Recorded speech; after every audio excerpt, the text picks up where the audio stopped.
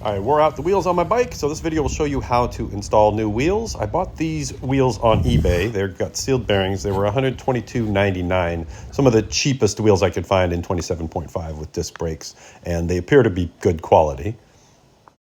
But if you have a limited budget, you can still find free wheels at the beach if you look for them, like here. And the installation process is just about the same, so here's how it went. Remove the front wheel. Now I've got cable disc brakes. If you have hydraulic disc brakes, make sure nobody squeezes the brake lever while you're doing this. Let the air out of the tire. Remove the little retaining nut if there is one. Then use some tire levers to remove the tire from the wheel. These rims are pretty loose, like that. And the disc is held on, in this case, by 6 bolts. Now I'm going to upgrade to a new disc on this bike because it's pretty well rusted out. But you just remove those 6 bolts to get the disc off. And you'll need to remove your skewer as well to get the disc off. Just unscrew the little end of it. And pull it out, making sure you don't lose any of the little springs. And if it's a good quality disc, it's going to have rotation arrows. So you want to install the disc following the arrows. So if it rolls this way, that's how you want to install it. And before I put the disc on the new wheel, I'm going to put the tire on it just because it provides an extra layer of protection while I'm working on it. Put the valve stem through the hole. Put the little nut on it so that it doesn't slip out. And then just fit the tire. And once I've got the back side of the tire on, I'm going to give it a little bit of air in the tire so that it's less likely to get pinched. And once it's on all the way around, check for pinches with my thumbs and then put some air in it. So observing the correct rotation, we just put the disc on the wheel, and then it comes with 6 bolts, and you can see there's a little thread lock on them, so I'm not going to put any additional thread lock on them. Some people do, some people don't, but I figure that blue stuff should hold them in there. Get all the screws into their respective holes here. Then we put a new skewer in it, so the springs on there, the fat side goes outside and the skinny side goes towards the wheel.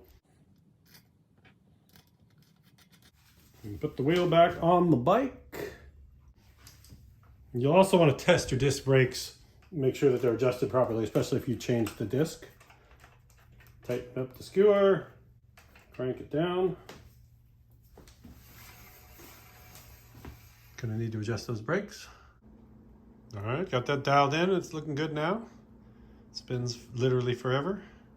Now we remove the back wheel.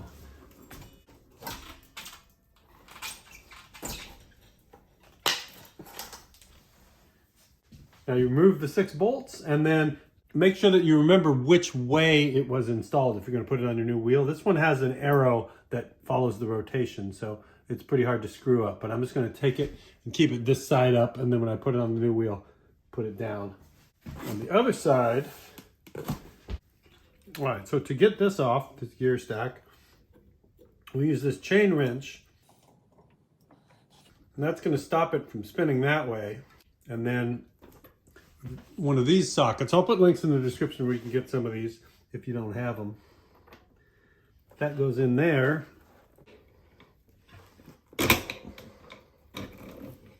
There we go. There we go. And it unscrews like that. And your gears will just lift right up like that. You can even keep them all nice and organized. Put them in a stack on the side. And now we'll let the air out of the tire. And then we'll put the tire on the new rim. All right. And I'm going to put a little grease on here just to make everything go together and make it easier to take apart in the future. If you look at the bumps on here and the grooves, you'll find there's one here that's wider than the other. So this is super wide.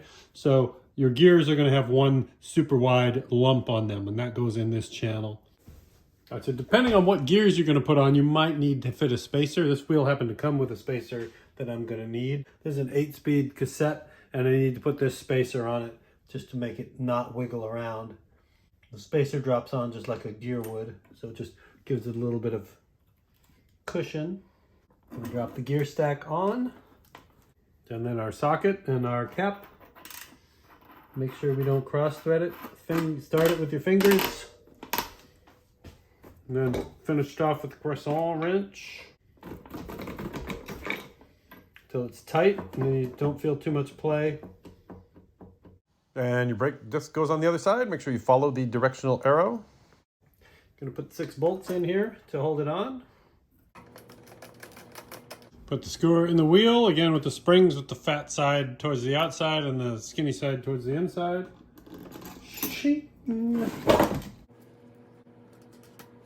And put your wheel back on your bicycle.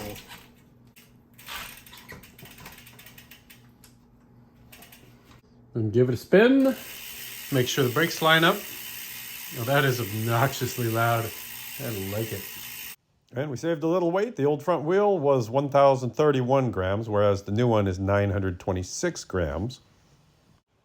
And the old back wheel is 1,214 grams, and the new back wheel is 1,020. So we saved over 300 grams by doing this. And this was way overdue. You can see the old wheel is just full of sand, and the spokes are rusty, so it was time. And the new wheels have 5 sealed bearings in the back, 2 in the front. The bearings are MR18307-LL8 bearings. And they're generic wheels off of eBay. I've seen a bunch of different sellers that sell these wheels.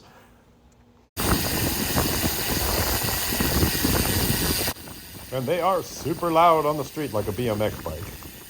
Test drive went great. They are fast. They do not wobble at all. And the only thing I had to do was adjust the shifter to move it out a little bit using that screw right there because of the spacer that I put in to get the gears to fit on. But other than that, very happy with it.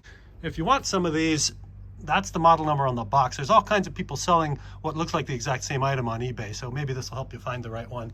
But I think they're all pretty much the same, coming out of one place in China, and a lot of different people are selling them for anywhere from like $120 a set to $180.